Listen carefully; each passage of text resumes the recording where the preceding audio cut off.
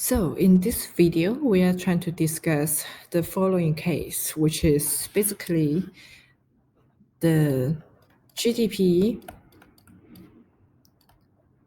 before and after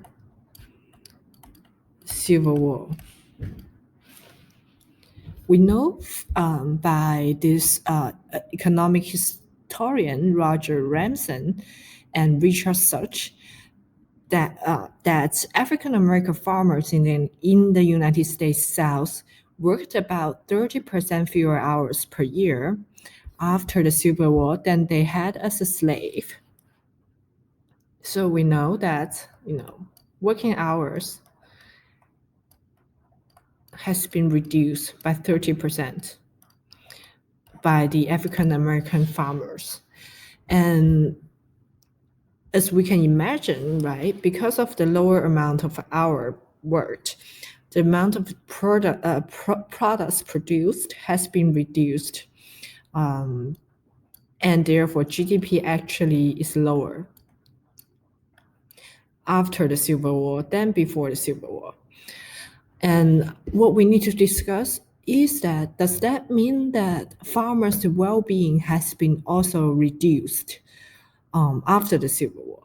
Or in other words, would the farmers be better off if they, make up the difference in the work hours after the Civil War by working more hours and, having more goods to consume, right? And I think the answer is no, right? Because GDP does not measure, for example, the value of leisure, right? Even though we can enjoy more goods when we work more, but actually from a normal, person's perspective, not doing anything is also valuable.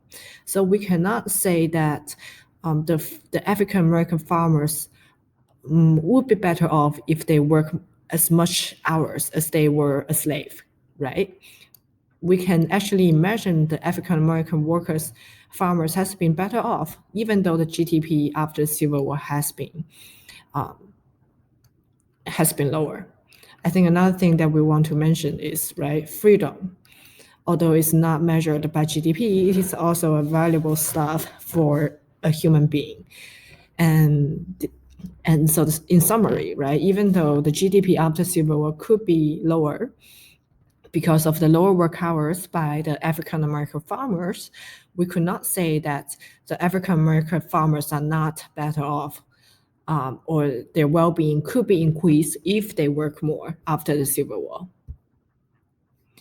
So after we answer this question, we should actually, so our answer should actually affect how we interpret the changes in the United States GDP from before the Civil War to after it, right? Because from the numbers, we know that the GDP has been reduced.